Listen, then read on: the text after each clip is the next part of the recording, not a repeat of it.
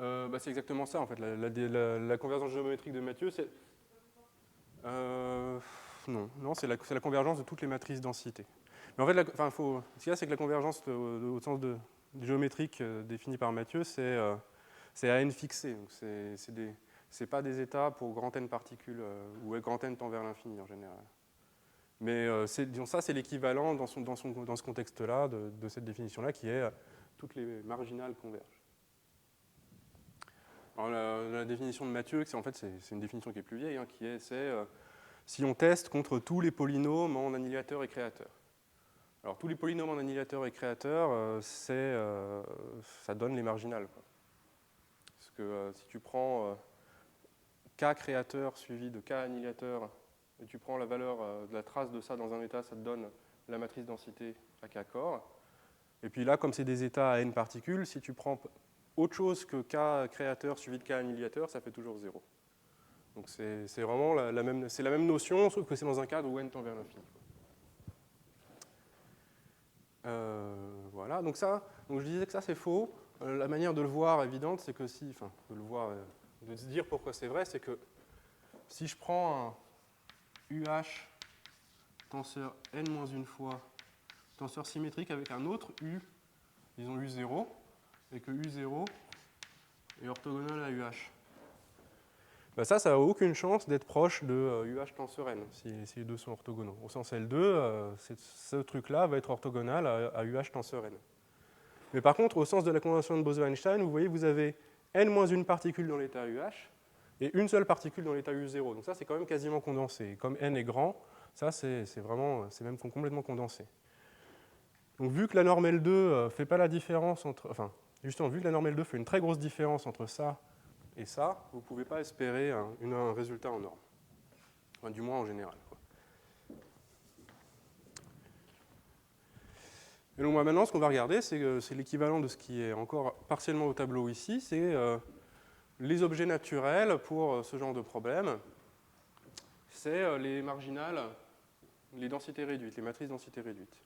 Parce que ça, on l'avait dit aussi la dernière fois, ça peut s'écrire comme étant n sur 2 fois la trace du hamiltonien à deux corps dans la deuxième matrice de densité réduite. Voilà.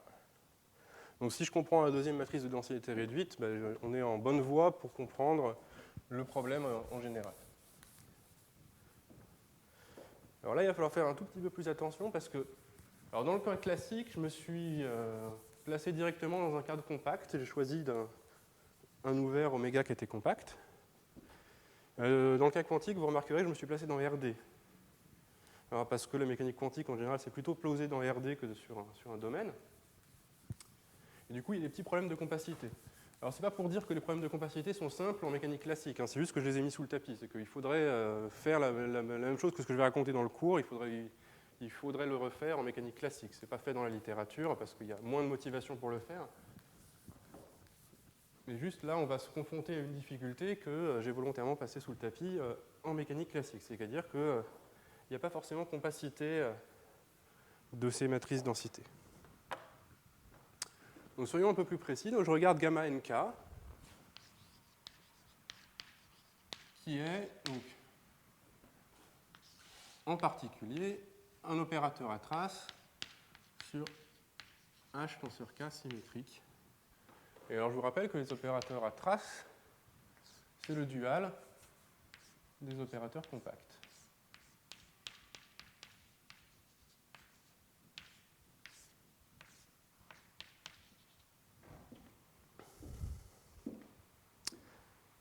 Alors le dual des opérateurs compacts, vu que S1 c'est un dual, c'est compact pour une topologie faible étoile. C'est-à-dire que de gamma nk, je peux toujours supposer que gamma nk converge faible étoile, donc c'est S1 faible étoile, vers un certain petit gamma k, qui est un opérateur à trace également.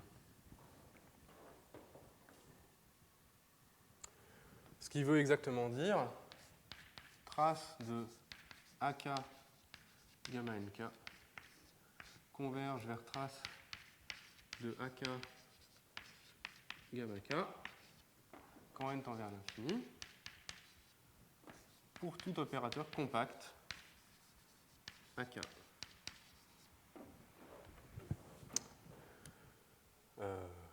Oui. Donc, même chose qu'en mécanique classique, hein, c'est que là, j'extrais une sous-suite que je note pas, et il faut faire une extraction diagonale pour être sûr que pour chaque cas, je peux extraire suivant la même sous-suite et obtenir la bonne limite. Alors le problème, c'est que en dimension infinie, ben, les opérateurs compacts, ce n'est pas tous les opérateurs bornés.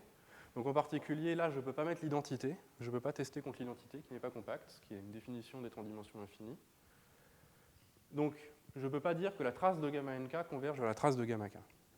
Donc ce gamma k, il va être auto-adjoint et positif. Donc quand je dis qu'un opérateur est positif, je sous-entends qu'il est auto-adjoint déjà. Donc il va être positif, mais il va pas, sa trace n'est pas forcément 1, donc ce n'est pas forcément un état. En général, c'est plus petit que 1. Parce que la trace est faiblement semi-continue inférieurement pour la topologie faible étoile, mais elle n'est pas continue. Et puis pour la même raison, en fait, ce que j'aimerais bien dire, c'est comme avant. Qu'est-ce que je dis dans cet ordre-là? Ce qu'on aimerait bien dire, c'est quelque chose du genre, si je prends la trace sur la K plus unième particule de gamma K plus 1, j'aimerais bien obtenir gamma K. Et ça, c'est pas vrai, parce que pour la même raison que ça, je n'ai que cette inégalité-là. Donc il faut faire un peu plus attention. Alors le cas, on va discuter un peu les théorèmes qui vont nous intéresser suivant deux cas. Il y a le cas où ce genre de truc où l'inégalité est stricte n'arrive pas. Donc le cas compact où pour une raison x ou y, vous arrivez à obtenir de la convergence forte, ce sera le cas où gamma nk converge maintenant fortement, donc au sens de la norme de trace, vers gamma k. Ça veut dire trace de valeur absolue gamma nk moins gamma k converge vers 0. Mais dans ce cas-là, maintenant, la trace, c'est continu pour la topologie forte. Hein. Donc, dans ce cas-là, ce qu'on obtient, c'est qu'on obtient que trace de gamma k vaut 1. Et on a une relation de consistance qui ressemble à celle qu'on avait dans le théorème de Hewitt-Savage, c'est-à-dire que la trace par rapport à la dernière variable de gamma k plus 1, c'est gamma k. Enfin, je dis la dernière variable, mais comme c'est des états symétriques, c'est la trace par rapport à n'importe quelle variable. Voilà, alors, ce cas-là arrive, donc c'est un cas typique d'analyse de concentration-compacité où on n'a pas de perte de masse à la limite, parce que ça, en fait, donc, cette convergence forte là, étoile, ça c'est convergence forte, je ne vais pas l'appeler étoile parce qu'il y a une convergence faible étoile, donc ce petit i là, c'est en fait équivalent à dire qu'on ne perd pas de masse à la limite, c'est-à-dire qu'on dire que trace de gamma k est égale à 1. Donc ça me permet de faire une remarque que j'ai oublié de faire avant, c'est que les matrices densité, les miennes gamma k, sont toujours normalisées à trace égale 1, ce qui n'est pas la convention standard, mais ce qui est plus simple pour ce que je vais faire. Et autre remarque, c'est que ça, c'est pas tout à fait évident quand même, parce que là, on n'est pas dans une situation réflexive, quoi. Donc ce truc-là, c'est un lemme, quoi. C'est un petit lemme qui est pas très compliqué, hein, mais il faut quand même un peu travailler pour voir que ça est équivalent à ça. En général, bon, c'est un lemme qui a été trouvé par plusieurs personnes au fur et à mesure qu'ils en avaient besoin, quoi, mais je crois que le plus ancien à qui il faut attribuer ça, c'est Del Antonio en 67. Sinon, il y a un article de Robinson, puis un peu après, et puis il y a un livre de Barry Simon sur les idéaux de traces où on trouve, entre autres, ce genre de choses. Bon, alors, quand on est dans ce cadre-là, on a une suite là d'opérateurs consistantes qui est exactement l'équivalent de ce qu'on avait dans le Hewitt-Savage, et là, on a le théorème qui est... alors, stricto sensu, c'est Hudson-Moody, mais c'est vraiment... la première version vient de Stormer en 69. donc suivi de Hudson-Moody 1,75, qui vous dit, dans ce cas-là, il existe une unique mesure de proba sur la sphère de l'espace de Hilbert. L'espace de l'EH, là, c'est L2 de RD, mais bon, en fait, c'est n'importe quel espace de Hilbert séparable. Car comme a dit, je crois, Fabrice Becquel une fois, tous les espaces de Hilbert que je connais, ils sont séparables, et les autres, j'ai pas envie de les connaître. Donc c'est SH, c'est la sphère, c'est l'ensemble des U dans H de norme 1. Donc une mesure borélienne là-dessus, de proba, et le gamma K, c'est l'intégrale de dPU, projecteur sur U tenseur K, U tenseur K.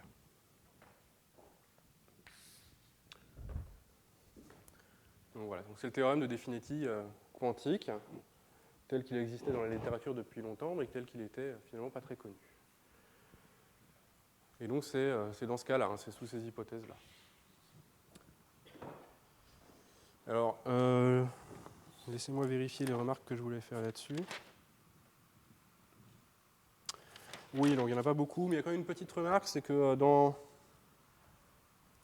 le cas classique, on obtenait une intégrale sur toutes les mesures de proba, c'est-à-dire une intégrale sur tous les états mixtes en fait. Là, on a une intégrale sur tous les U qui sont les vecteurs, donc dans H. Donc c'est une intégrale sur tous les états purs. Alors, on pourrait se demander pourquoi on n'obtient pas un truc plus général, une intégrale sur les gamma, donc les opérateurs maintenant, donc c'est les états à une particule, c'est-à-dire les opérateurs positifs, trace gamma vaut 1. Pourquoi pas ça? dp gamma, gamma tenseur K. Bon, la réponse, c'est à nouveau un théorème qui a été trouvé par plusieurs personnes au fur et à mesure qu'ils en avaient besoin. Bon, j'ai regardé un peu la littérature, il me semble que c'est Hudson et Moody qui l'ont vu en premier. La réponse, c'est que on regarde des états bosoniques. Donc, ces gamma K, là, c'est des états mais sur H tenseur K symétrique. Il faut qu'il soit symétrique. Donc pourquoi on n'a pas ce genre de choses? C'est que si vous prenez un gamma, comme ça, un état à une particule, donc état mixte à une particule, gamma tensorisé 2 fois est bosonique, c'est-à-dire que vous pouvez le restreindre au produit tensoriel symétrique. Ça, c'est vrai si et seulement si gamma est un état pur. Donc pour un certain U dans H. Donc pourquoi on n'obtient pas cette intégrale-là? Parce qu'aucun de ces gamma tenseur K ne peut être un état bosonique, sauf s'il est pur. Donc on ne retrouve que les états purs. Là, on n'obtient que les projecteurs sur U tenseur K. Voilà, donc ça c'était le bon cas. Alors ça, il va peut-être falloir que je le garde. Il y a beaucoup de choses qu'il va falloir que je garde, je crois. Ouais, ça, je peux quand même l'effacer. Alors le cas un peu moins bon, c'est le cas où vous n'avez pas convergence forte. C'est-à-dire que vous avez une possible perte de masse quand vous prenez la limite de vos matrices de densité.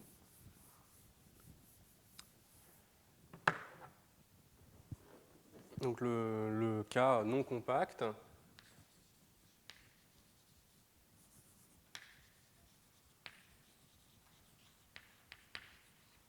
où vous savez seulement que gamma nk converge faible étoile vers gamma k. Et ça, pour une raison qui est souvent physique, c'est-à-dire qu'il y a du sens, ce truc-là n'est de trace strictement petit que 1. Donc en fait, quand vous êtes dans ce cas ici, avec des inégalités strictes, parce que pour la même raison, il y aura une inégalité stricte là. Alors on peut se demander, est-ce que ça suffit? En fait, ça ne suffit pas. C'est que...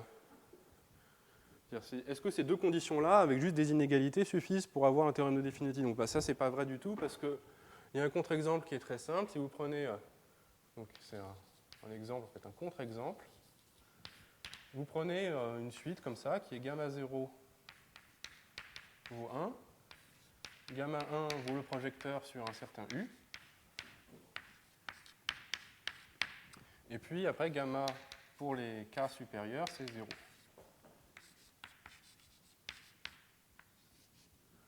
Ça satisfait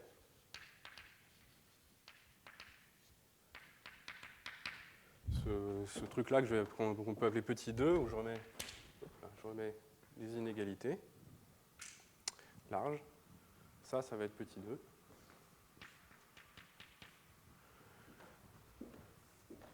Donc ça satisfait ce truc qu'on obtient à la limite naturellement, mais ça ne peut certainement pas s'écrire comme une combinaison convexe de projecteurs, parce que la mesure ne doit pas dépendre de K. Donc si vous aviez une mesure pour écrire gamma K comme une intégrale sur les projecteurs, bah, la mesure devrait être 0 en vertu de ça. Enfin, pardon, pas 0, mais la masse de Dirac en 0. Mais elle devrait être aussi égale à la masse de Dirac en U. Donc U dans H, je vais dire norme de U égale 1. Donc ça, c'est pas possible. Donc ça ne peut pas s'écrire.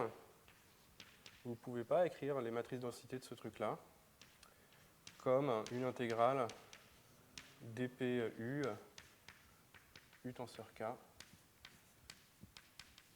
U tenseur K.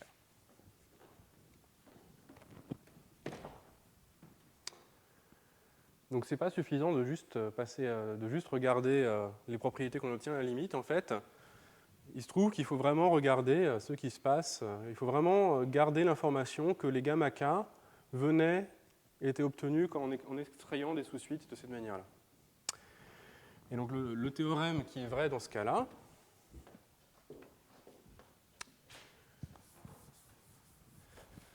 donc c'est, je vais dire après ce que... Donc dans ce cas-là, ce qui est vrai, c'est le théorème qu'on a prouvé avec Mathieu Lévin, Phan Tam Nam et moi-même. Donc l'an dernier, dit si vous avez gamma n qui est un état bosonique à n particules sur un espace de Hilbert séparable, patati patata, que vous extrayez donc modulo une extraction diagonale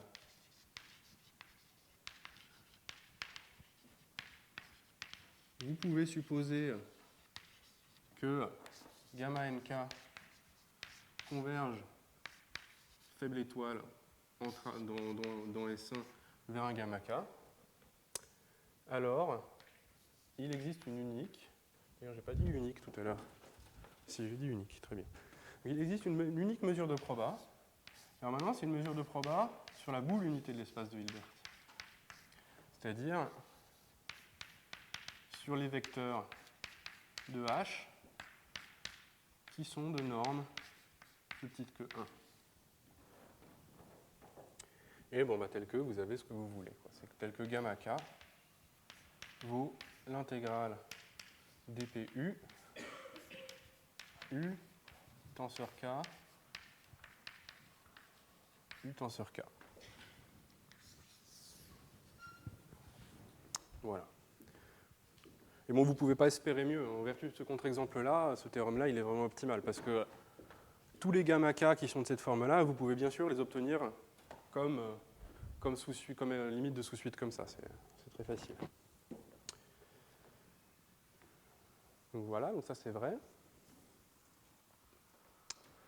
Donc observez qu'il n'y a pas de contradiction, c'est que gamma K, a priori, tous les gamma K pourraient être 0. C'est-à-dire que je pourrais avoir des suites qui tendent toutes vers 0 quand n tend vers l'infini, mais dans ce cas-là, c'est pas grave, c'est juste que le théorème dit un truc trivial, c'est-à-dire que le P, là, ça va être juste la masse de Dirac en 0. Donc ça décrit aussi, ce théorème décrit aussi les pertes de masse. Donc ça, c'est une terminologie qu'on a un peu introduite avec Mathieu et Nam. Ça, on dit que c'est le théorème de définitif fort. Parce qu'il gère des suites qui convergent fortement en norme de trace. Mais ça, on l'a appelé théorème de définitif faible, parce qu'il gère des limites faibles. Mais bon, c'est une terminologie qui a son défaut parce qu'en fait, le théorème faible est plus fort que le théorème fort. C'est-à-dire que ce théorème-là, on va dire, donc définitif faible, et celui-là, définitif fort. Vous avez évidemment définitif faible entraîne définitif fort. En vertu du fait que si j'ai convergence forte, c'est le sens facile de cette équivalence qui est encore ici, bah la trace de tous les gamma k doit être 1. Si la trace des gamma k vaut 1, comme P c'est une mesure de proba, le seul moyen que ça c'est une trace 1, c'est que tous les vecteurs là, tous les U, soient de norme égale à 1. Donc autrement dit, la mesure de proba ne charge que la sphère et on retrouve ce théorème-là. Voilà. Donc la preuve de ces théorèmes, donc, je ne vais pas la faire aujourd'hui parce qu'il n'y a pas le temps, je la ferai la prochaine fois. Mais je voudrais quand même annoncer un petit peu ce qui va venir. Je pense qu'aujourd'hui, je vais avoir le temps d'annoncer ce qui va venir la prochaine fois, et puis après, de dire un peu comment on applique ces théorèmes-là au problème de dériver la théorie de Hartree qui est ici. Alors, je voudrais dire quelques mots de quel sera le schéma de preuve de la prochaine fois. Alors, comme pour le théorème classique, il y a deux schémas de preuve. Il y a l'historique et le nouveau, et puis moi, je vais suivre le nouveau. Mais je commence par dire quelques mots de l'historique, donc c'est-à-dire de Stormer, Hudson, Moody. Alors, comment on fait dans Stormer, Hudson, Moody? Donc, je ne vais pas donner beaucoup de détails. Mais je voudrais quand même mentionner un truc, c'est que c'est quelque chose qu'il faut quand même que je mentionne à un moment du cours. C'est que moi, ce que j'appelle les états quantiques, c'est toujours des opérateurs à traces. C'est-à-dire parce que les états purs, ce sont des vecteurs, donc ce sont des projecteurs. Et donc les états qui sont des combinaisons convexes, c'est-à-dire des superpositions statistiques d'états purs, bah, c'est tous des états à traces, forcément. Et c'est une équivalence vu le théorème spectral. Donc les états mixtes, c'est-à-dire toutes les superpositions statistiques d'états purs, sont des états à traces de trace 1. Mais il y a beaucoup de gens utilisent une notion plus abstraite d'état qui est, en fait, on peut dire aussi que les états sur un espace de Hilbert, ça va être une partie en fait du dual des opérateurs bornés. Donc, B de H pour les opérateurs bornés, étoile pour le dual. Donc c'est les oméga du dual. Donc il faut qu'il soit positif. Donc c'est une forme linéaire continue sur les opérateurs bornés. On demande qu'il soit positif.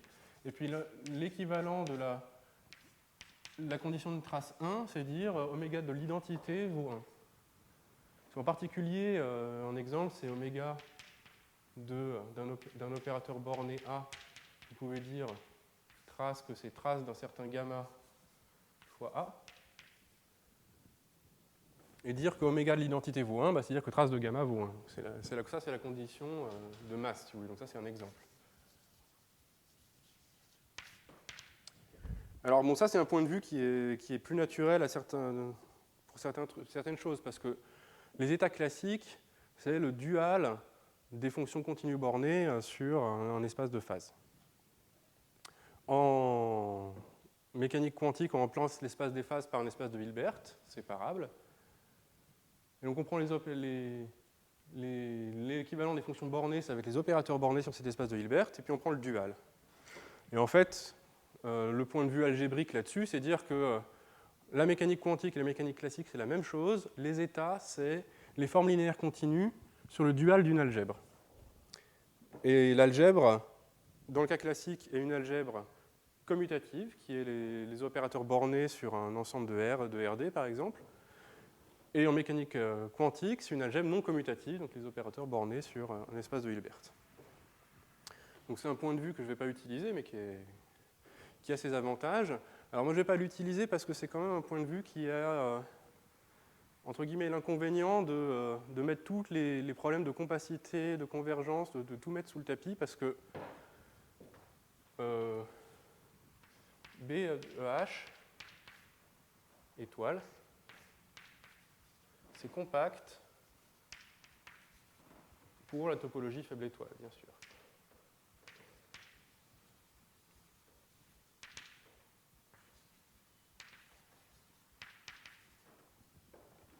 Alors, il faut faire attention, par contre, c'est qu'avant, je parlais du dual des opérateurs compacts, quand j'avais les opérateurs à traces. Les opérateurs compacts, c'est séparable.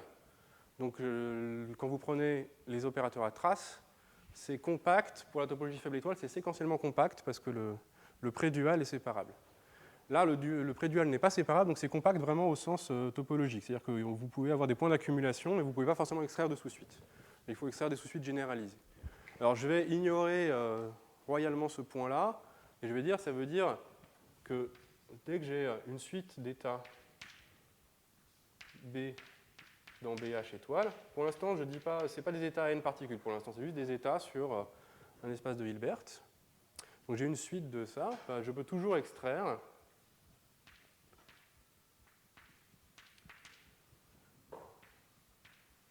entre guillemets une sous-suite qui converge vers un certain oméga infini. Donc c'est entre guillemets, parce que c'est en fait une extraction selon une suite généralisée, mais bon, j'ai pas envie de rentrer là-dedans. Mais... Et alors le moment où vous trichez, c'est que, enfin vous trichez entre guillemets, c'est que ça veut dire oméga n de grand A converge vers oméga infini de grand A pour tout A borné. Donc en particulier pour l'identité. Donc oméga n de l'identité, si c'est un état, ça doit valoir 1. Ça converge vers oméga infini de l'identité qui vaut 1. Donc il n'y a jamais de perte de masse dans ce truc-là. Vous avez toujours l'ensemble des états est toujours compact si vous regardez les états comme étant cet ensemble-là. Et donc ça c'est agréable parce que vous pouvez toujours, entre guillemets, extraire une sous-suite, en fait, trouver un point d'accumulation qui est de masse 1, qui conserve la masse à la limite. Mais le problème, c'est que cet état à la limite, même si vous partez d'un état qui est là à trace, c'est-à-dire que vous pouvez identifier avec un opérateur à trace comme ça, la limite ne sera pas un opérateur à trace.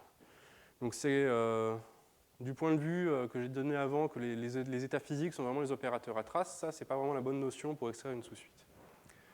Et bon, c'est quand même une manière intéressante de voir les choses, parce que notamment, comme je l'ai dit, c'est un peu la même structure que la mécanique quantique classique. C'est que là, vous travaillez sur le dual d'une algèbre.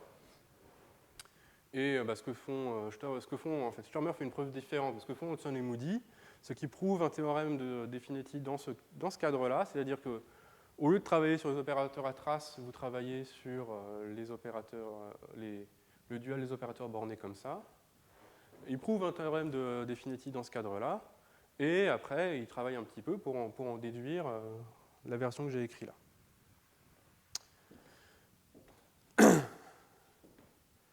Et en fait, vu que c'est un peu la même structure que la mécanique classique, la preuve qu'ils font, c'est très inspiré de Hewitt-Savage. C'est quasiment la même preuve. Et donc, c'est pas ce que je vais faire, mais je vais quand même, avant de dire ce que je vais faire, je vais mentionner que, donc apparemment, il n'avait pas remarqué, et je pense que c'est parce que tout simplement, ils n'en avaient pas besoin pour ce qu'ils voulaient faire, c'est que leur preuve aussi, modulo des petites adaptations que vous pouvez trouver dans l'appendice de notre article avec Mathieu et Nam, c'est que modulo quelques petites adaptations, avec ce point de vue-là, vous pouvez aussi prouver ce théorème-là. C'est-à-dire que vous avez un théorème de Definetti abstrait, je l'ai appelé comme ça dans les notes, faute d'un meilleur nom, qui est celui en fait de Sturmer, qui entraîne le Definetti faible et qui entraîne le Definetti fort. Donc c'est un point de vue possible, mais on verra dans la suite du cours que pour ce qu'on a le mot envie de faire, le point de vue que je vais donner maintenant est un peu plus fructueux. Parce qu'il va y avoir plusieurs étapes, et à chaque étape, on peut gagner un petit quelque chose. Donc ce qu'on va faire, nous, c'est... Donc la prochaine fois, ce sera Definetti... Alors maintenant, pour un espace de Hilbert en dimension finie.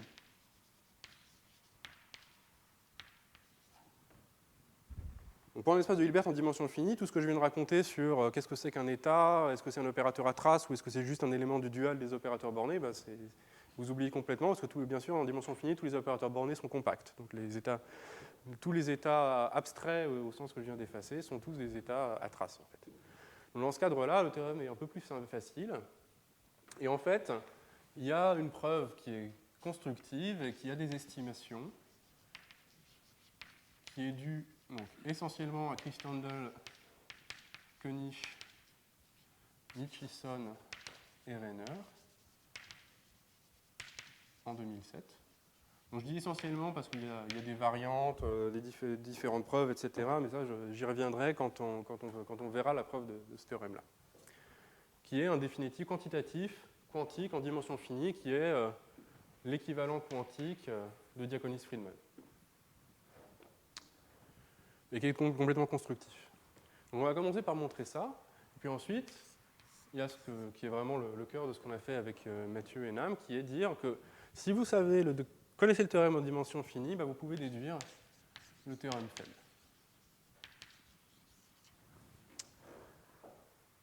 Et ça, c'est beaucoup plus dans l'esprit analyse à la concentration compacité, méthode géométrique et ce genre de choses, parce que c'est des méthodes de localisation, en fait. Nous, on va partir pour faire ça, on part d'un espace de dimension infinie. On a des états sur un espace de dimension infinie qu'on projette avec des projecteurs de dimension finie. On travaille en dimension finie, puis tout à la fin, on passe à la limite dans le projecteur. On prend un projecteur qui converge vers l'identité. Donc c'est la preuve qu'on va faire, donc pas cette fois-là, mais la suivante. Et donc ce que je voudrais dire, c'est que pourquoi faire celle-là plutôt que celle-là parce que déjà, la preuve en dimension finie est constructive et a des estimations explicites, ce dont on va se servir tout à la fin du cours. Donc c'est dans le dernier chapitre qui est déjà tapé, mais qu'il faut que je révise un petit peu parce qu'on a fait un petit peu mieux depuis. Bref, c'est qui peut vous servir. Avoir des estimations explicites, ça peut servir par exemple à se dire bon, cette hypothèse-là, quand même, mettre un 1 sur n moins 1 devant l'interaction, c'est pas terrible. Il faut quand même faire un truc un petit peu plus subtil. Et notamment pour la conversion de Bose-Einstein, ce qu'il faut faire, c'est pas prendre un truc comme ça, c'est prendre un potentiel W là, qui va converger vers une masse de Dirac. Ça, pour le faire, on n'a pas trouvé pour l'instant une alternative à utiliser ce théorème-là en dimension finie, pas en faisant à la main les projections, etc. Donc là, on gagne quelque chose par cette preuve-là. Et aussi par cette preuve-là, on gagne quelque chose, parce que la preuve par localisation, ici, permet de traiter assez finement des cas en termes techniques ou dans ce genre de passage à la limite, en termes techniques, on a de la dichotomie au sens du principe de concentration-compacité. On a des suites minimisantes qui se séparent en plusieurs blocs. La version des théorèmes qu'on va prouver est bien adaptée à ce genre de choses. Voilà, donc ça c'est ce qu'on va faire la prochaine fois. Mais alors avant de faire ça, je pense que c'est bien de au moins dire comment on applique ce genre de théorème à la situation qui était ici. Donc comment ce genre de théorèmes vont impliquer ça, et puis surtout, je ne crois pas que je vais avoir le temps de faire les preuves, mais au moins écrire les théorèmes qu'on obtient pour la dérivation de la théorie de Hartree. Qu'est-ce qui change entre le cas compact et le cas pas compact? On va commencer par le cas compact, où on peut utiliser juste le théorème de définitif fort.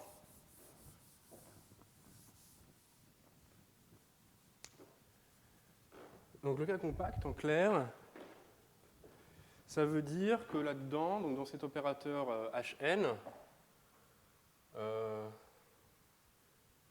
on supposera toujours W de x ou W de moins x. Bon, ça, c'est le B à bas, quoi. Il faut que les forces soient symétriques. On supposera toujours que W de x tend vers 0 quand la distance tend vers l'infini. Ça, c'est parce que si vous mettez deux particules très loin l'une de l'autre, normalement, elles ne devraient pas se voir.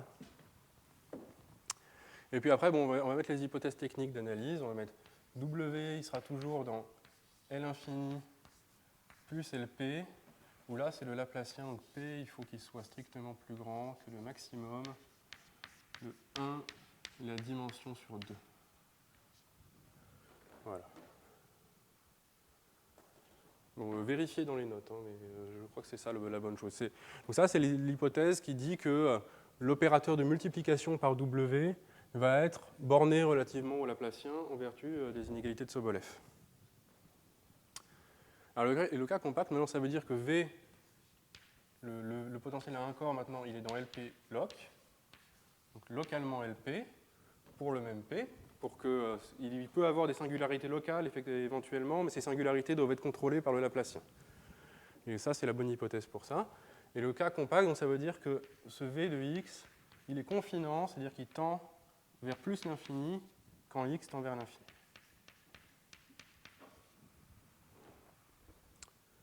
Donc ça veut dire que vous avez un potentiel qui croît et que les particules ne peuvent pas sortir du puits de potentiel, ça leur coûte une énergie énorme de faire ça. Donc sous ces hypothèses-là, l'opérateur à un corps moins delta plus V est à résolvante compacte.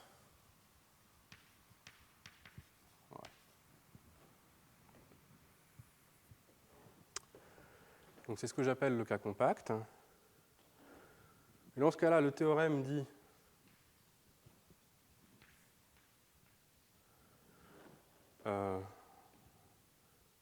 que le résultat qui est là-bas est vrai. C'est-à-dire que l'énergie par particule du problème quantique converge quand elle tend vers l'infini vers l'énergie de Hartree. Et si vous prenez... Alors là, c'est le cas de compact, donc vous savez qu'il y a des minimiseurs. Si vous prenez un psi n qui minimise...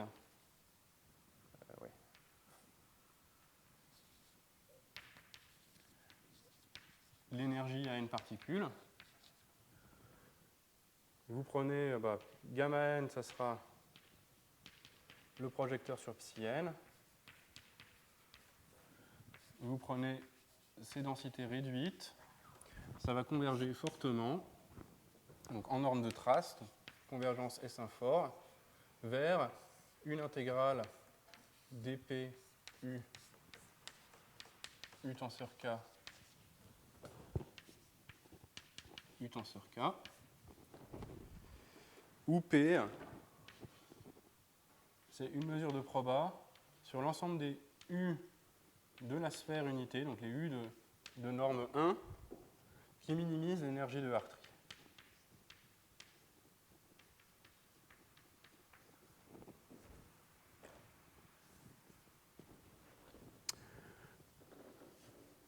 P, une mesure de proba là-dessus.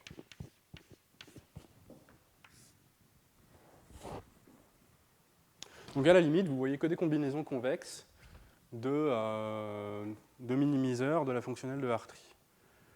Alors bien sûr, j'aurais dû partir de plus haut. Donc, je vais mettre là le cas où il y a, ce serait un troisième point. Si Hartree a un minimiseur unique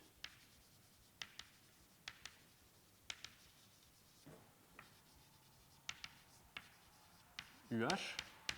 Alors je dis unique, mais alors c'est toujours unique modulo une phase, modulo une phase constante, parce que si vous mettez une phase constante, si vous multipliez U par EI θ, pour θ une constante, ça, l'énergie ne change pas. Donc c'est unique modulo phase, mais je ne l'écris pas.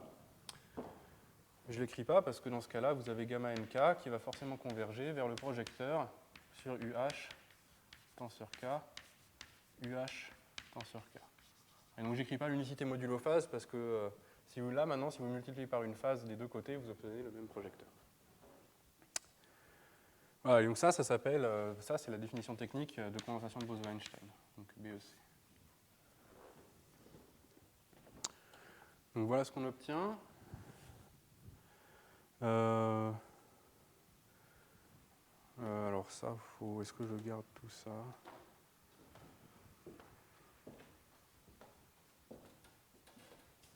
Ouais, j'ai juste gardé la version forte du théorème là-bas.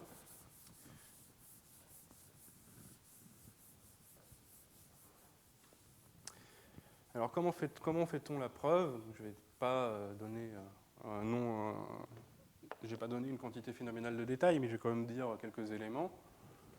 Une preuve. C'est très court en fait. Déjà, il y a un truc trivial, c'est que l'énergie à n particules, c'est toujours plus petit que n fois l'énergie Hartree. Parce que vous pouvez toujours prendre un état test qui est un U tensorisé n fois. Donc ça, c'est toujours une inégalité triviale qui est toujours vraie. Donc ce qu'on cherche à faire, c'est juste prouver la borne inférieure correspondante pour montrer que que vous avez bien ce résultat-là. Et donc, pour faire ça, on a envie d'appliquer ce théorème-là. Donc, on fait comme on avait dit avant. On extrait des sous-suites vers un gamma k. Donc, a priori, convergence faible étoile dans l'espace des opérateurs à traces. Et en fait, on va montrer que la trace de la limite gamma k vaut 1.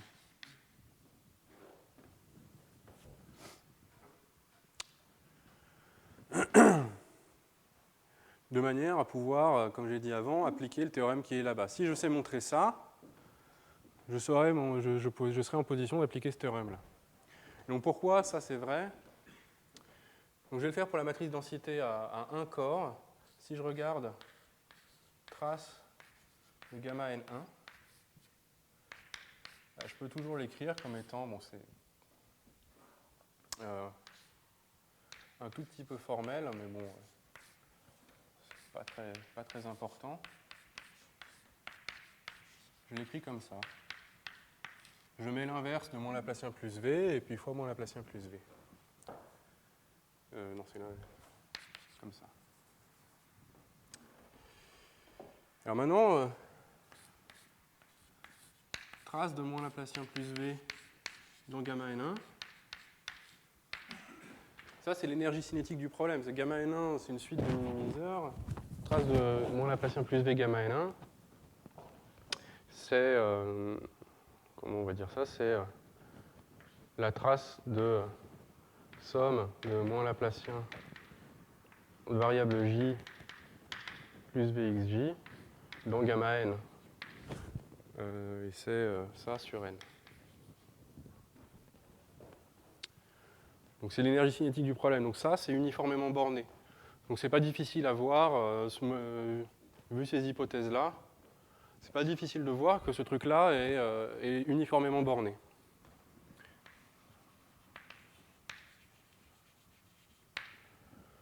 Donc modulo encore une extraction, je peux supposer que moins Laplacien plus V gamma N1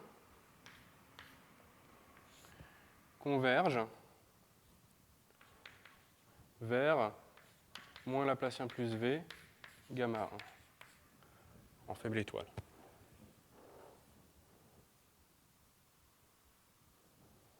Voilà, c'est une suite uniformément bornée, j'extrais encore une nouvelle limite. Donc maintenant, dans cette formule-là, vous avez ici quelque chose qui converge. Ça converge faible étoile. Et vu les hypothèses que j'ai mis avant, ce truc-là est compact. Donc convergence faible étoile fois un compact, vous avez le droit de passer à la limite. Ça converge vers trace de moins delta plus V moins 1 moins delta plus V gamma 1, ce qui est évidemment égal à trace de gamma 1. Et comme le membre de gauche vaut toujours 1, trace de gamma 1 vaut bien 1.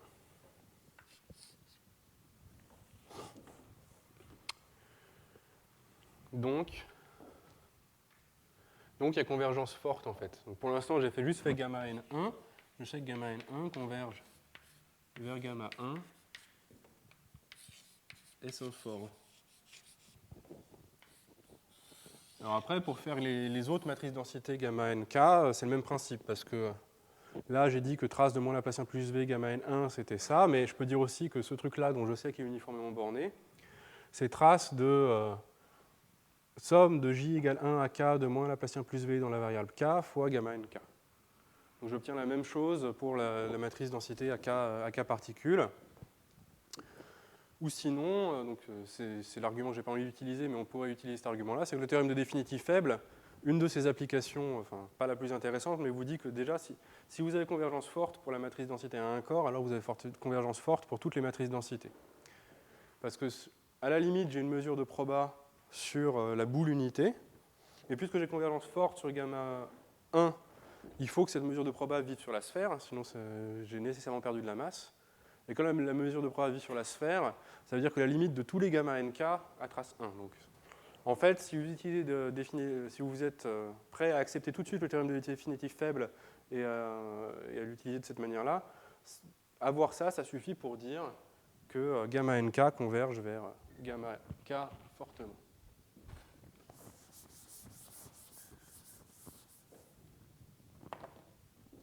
Donc, gamma nk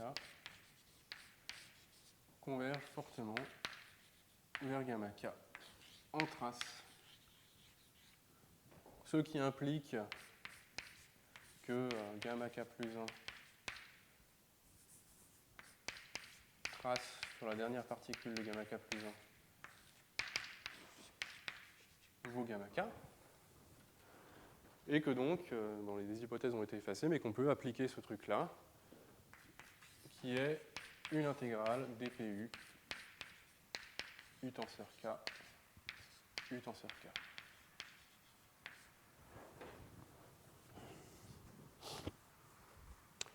Donc maintenant, comment on passe à la limite dans l'énergie? Donc l'énergie de mon minimiseur psi n divisé par n, je vous rappelle que c'était, vous pouvez l'écrire comme trace moins Laplacien plus v gamma n1 plus 1 demi trace w gamma n2. Où la convention, j'avais dit la dernière fois, la convention c'est toujours que w, quand vous voyez w sur un gamma n2, ça veut dire l'opérateur de multiplication par w de x moins y.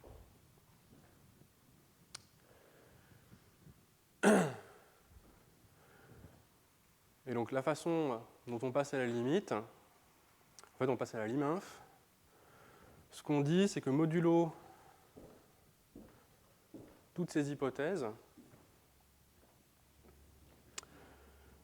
on peut passer à la limite parce que modulo ces hypothèses, on a une inégalité au sens des opérateurs qui est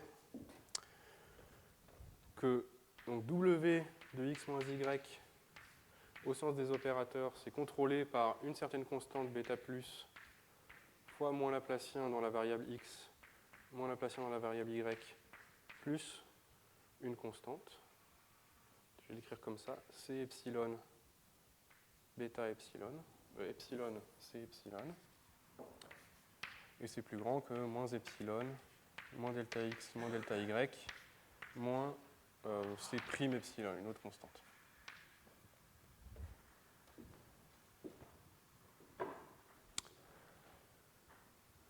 Et alors ce qui se passe, c'est que alors le terme avec le potentiel V, il n'est pas méchant, vu que j'ai convergence forte, le terme qui implique le potentiel va converger directement. Mais ça, comme ça c'est vrai pour tout epsilon strictement positif, donc c'est les injections de Sobolev. Je peux bricoler des petites bornes inférieures en soustrayant, en mettant des constantes dans cette énergie-là. Donc pour le faire de manière pas trop lourde, je vais supposer que je peux prendre epsilon égale 0. Donc ce qui correspond en fait à dire que W est borné. Si W est borné, donc si W est dans L infini, et qu'il n'y a pas de partie LP qui peut avoir des singularités, cette inégalité est vraie aussi pour epsilon égale 0. Et bon, si vous n'êtes pas dans ce cas-là, il faut juste écrire une ou deux inégalités de plus, c'est pas bien compliqué. La seule chose que je veux dire, c'est que vous pouvez réécrire E psi n sur n comme constante epsilon trace de gamma n2, qui là ne dépend pas de epsilon, plus la moitié de la trace de moins delta x, moins delta y, plus vx, plus vy, plus wx moins y, moins c, fois gamma n2.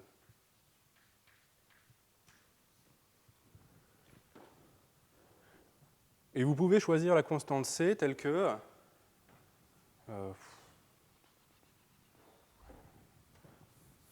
donc, modulo les hypothèses que j'ai faites, vous pouvez choisir la constante c telle que l'opérateur qui est moins delta x, moins delta y, plus vx, plus vy, plus wx moins y moins c est positif. Donc, puisque cet opérateur est positif, là, vous pouvez utiliser le lemme de Fatou pour les opérateurs. Le lemme de Fatou vous dit que si vous prenez la trace d'un opérateur positif fois quelque chose qui converge faiblement étoile, c'est quelque chose qui est faiblement semi-continu inférieurement. Et pour le terme qui a une constante là, comme j'ai convergence forte, je sais que trace de gamma n2 converge vers 1, donc ça va converger tout simplement vers la constante. Donc, Fatou plus convergence forte me dit que cette énergie-là, je peux passer à la Lim-inf, c'est que la Lim-inf de cette énergie est plus grande que, bon, je l'écris en termes imagés, hein, que l'énergie de la Lim-inf, qui est exactement qui est très exactement ce que je veux, c'est-à-dire c'est l'énergie qui est trace de, allez, je le réécris encore une dernière fois, moins delta x, moins delta y, plus vx, plus vy, plus wx moins y, le tout divisé par 2, de la limite gamma 2. Simplement parce que ce terme-là, j'ai cet opérateur-là moins une constante en gamma 2 par le lemme de Fatou, et puis la constante, je la récupère là, je la remets, elle s'annule, donc j'obtiens ça. Et puis maintenant, la conclusion, c'est que gamma 2 s'écrit comme ça, comme une combinaison convexe de projecteurs sur des U tenseur 2. Du coup, ça, c'est une fonctionnelle affine de gamma 2. Donc ce que j'obtiens, c'est que ça, c'est l'intégrale dpu de E R' de U. Parce que je vous rappelle, donc ça on l'avait vu au cours d'avant, c'est que si je mets pour gamma 2 un projecteur sur U tenseur 2, j'obtiens exactement l'énergie R' de U. Donc ça, évidemment, c'est plus grand que le minimum, parce que pour chaque U, ça c'est plus grand que le minimum, et puis ça, dp, c'est une mesure de proba. Donc vous obtenez ça. Donc ça vous donne la borne inf pour avoir qui complète. Donc la borne sup était triviale, elle était ici. Et cette borne inf-là vous dit que vous avez cette convergence-là. Maintenant, pourquoi vous avez la convergence des états ? Parce que, comme toutes les preuves de ce genre-là, vous avez égalité à tous les intermédiaires. C'est-à-dire que, en fait, ici, il doit y avoir égalité, puisque j'avais la borne sup avant, donc il faut que dpu, que P, là, ne charge que des minimiseurs de UR'. En particulier, s'il y a un minimiseur unique, patati patata, vous obtenez convergence vers le projecteur. Voilà. Donc j'ai été un petit peu vite et je m'aperçois que j'ai quand même déjà épuisé le temps. Donc je vais pas. Avant de conclure, je vais quand même écrire ce qui se passe. Donc je ne ferai pas la preuve, vu que de toute façon on verra la preuve au dernier cours, on verra la preuve dans le cas complètement général. Et je voudrais écrire ce qui se passe dans un cas où il y a vraiment convergence faible et où on obtient un théorème différent à la limite. Et je vais l'écrire dans un cas où, bon, je n'aurai pas le temps d'expliquer pourquoi aujourd'hui, mais dans un cas où il suffit d'utiliser le théorème de définitif faible et vous n'avez pas besoin de savoir autre chose que le théorème de définitif faible. Vous n'avez pas besoin de faire tous les développements qu'on verra là, dans 2 semaines. Donc il y a un cas qui s'appelle WLSC, parce que c'est Weakly Lower Semi-Continuous, qui en clair veut dire que... Alors, c'est un cas maintenant où on se passe de compacité, donc on va dire qu'on est dans un cas complètement non confinant, c'est-à-dire que le potentiel V a un corps, il peut complètement laisser partir les particules à l'infini si on veut. Donc c'est un cas où maintenant on suppose que V de x tend vers 0 quand x tend vers l'infini. Alors bien sûr on peut s'amuser à dire oui il tend vers 0 dans certaines directions, vers plus l'infini dans d'autres directions, mais bon c'est assez vain quoi. Donc soit il tend vers plus l'infini, soit il tend vers 0. C'est comme ça. Les mêmes hypothèses sur ces singularités locales et les mêmes hypothèses sur W, sauf que, en clair, faiblement semi-continu inférieurement, ça veut dire moins delta plus W sur 2 est positif au sens des opérateurs. Et ça, bon, en termes encore plus clairs, en termes physiques, ça veut dire que le potentiel à deux corps n'a pas d'étalier, en fait. Ça, c'est une inégalité qui matérialise le fait que ce potentiel à deux corps n'est pas assez attractif pour qu'il y ait des molécules qui se forment, pour que juste par l'action de ce potentiel à deux corps, des deux particules restent collées l'une à l'autre. Voilà, donc sous ces hypothèses-là, il faut que je définisse une dernière notation avant d'écrire le théorème. Je vais définir, maintenant je vais avoir besoin de l'énergie de Hartree à masse lambda. C'est-à-dire que là j'avais l'énergie de Hartree à masse 1, là j'ai besoin pour lambda entre 0 et 1, j'ai besoin de dire que ça c'est l'infimum de E Hartree de U avec norme U carré égale lambda. Parce que c'est un cas, là maintenant, c'est un cas où on peut perdre de la masse. Donc c'est-à-dire qu'à la limite, je pourrais très bien obtenir, et je vais l'obtenir, un U qui n'a pas de masse 1. Et donc avec ces notations, on peut écrire le théorème dans ce cas-là. Vous avez toujours le résultat d'énergie, il sera toujours vrai. En sur n converge toujours vers l'énergie Hartree à masse 1. Parce que si vous perdez de la masse, en fait, ça veut dire que l'énergie Hartree de masse 1 est aussi égale à une énergie Hartree à masse inférieure. Donc. Et puis vous avez convergence. Donc les gamma nk, donc les matrices densité réduite des mini-émiseurs, convergent modulo sous suite en général faible étoile vers une intégrale de dpu projecteur sur U tenseur K.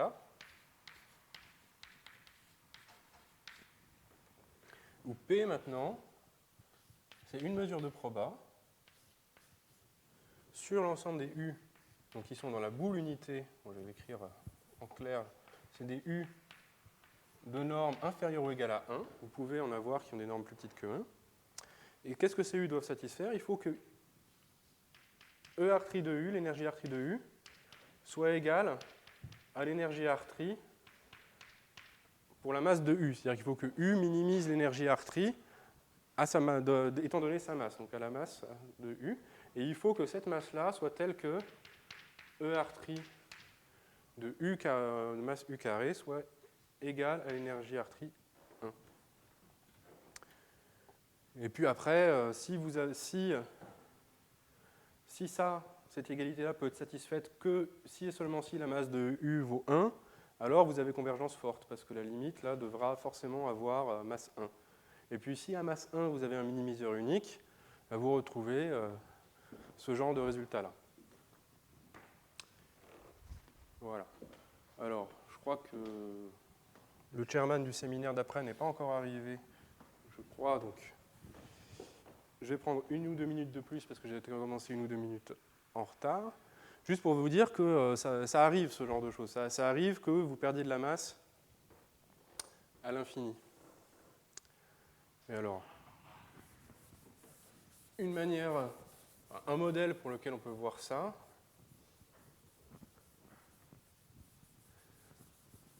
ce sont les atomes bosoniques. Donc, la motivation physique pour regarder les atomes bosoniques, je la donnerai peut-être pas, je ne la donnerai pas maintenant en tout cas. Mais il y a un cas qui est simple, qui est V égale moins 1 sur T module de X. W vaut 1 sur module X moins Y. Donc c'est des bosons qui sont attirés par un noyau fixe et qui se repoussent via des interactions Coulomb. Donc c'est un modèle pour un atome où vous négligez le fait que les électrons doivent être des fermions, ce qui est une grosse approximation, mais ça sert quand même à faire de la physique dans certains cas. Et donc dans ce cas-là, en fait, ce qui se passe, c'est que l'énergie Hartree de lambda, en fonction de lambda, si T, alors je vais faire le cas qui est intéressant pour nous, c'est si T est, alors il faut que T soit petit, donc c'est T plus petit qu'une certaine valeur critique. Je regarde ça pour lambda entre 0 et 1. Ce qui se passe, c'est qu'il y a une masse critique, lambda C, c'est que donc l'énergie décroît, donc elle part de 0, elle décroît jusqu'à lambda C, et après elle est constante. Ce qui correspond au fait que vous pouvez, le noyau là peut retenir qu'une certaine masse lambda C, Et puis après, si vous essayez de lui mettre plus de masse, tous les atomes que vous essayez de rajouter s'en vont à l'infini et l'énergie ne change pas.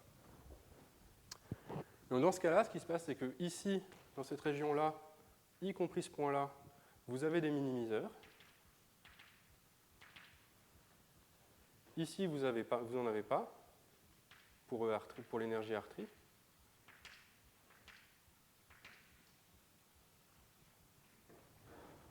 Vous n'en avez pas pour la raison que j'ai dit, c'est que si vous essayez de minimiser avec une masse plus grande que ça, vous avez une partie de la masse qui part à l'infini. Donc ça veut dire que vous avez dichotomie au sens de Lyons, et donc il ne peut pas y avoir de minimiseur. Donc en fait, ce qui va se passer dans ce cas-là, c'est que la convergence va être faible étoile vers le minimiseur qui se trouve ici. Parce que si vous êtes dans cette région-là, l'énergie R3 à masse norme de U carré sera strictement plus grande que l'énergie à masse 1, ça ne peut pas arriver. Et si vous êtes dans cette région-là, il n'y a pas de minimiseur, donc cette égalité-là ne peut pas être vraie. Donc dans ce cas-là, je ne vais pas l'écrire parce qu'il faut quand même que je conclue, dans ce cas-là, vous convergez vers le minimiseur qui se trouve ici, qui minimise ER3 à masse lambda C. Voilà. Bon, je conclue là-dessus. Donc, pas la semaine prochaine, mais dans 2 semaines, preuve des théorèmes de Definetti. Et puis dans 3 semaines, cas général, donc quand on se passe de cette hypothèse-là pour la dérivation de théorie de R3, et puis dérivation de théorie avec singularité locale, donc c'est-à-dire Schrödinger non linéaire. Voilà, merci.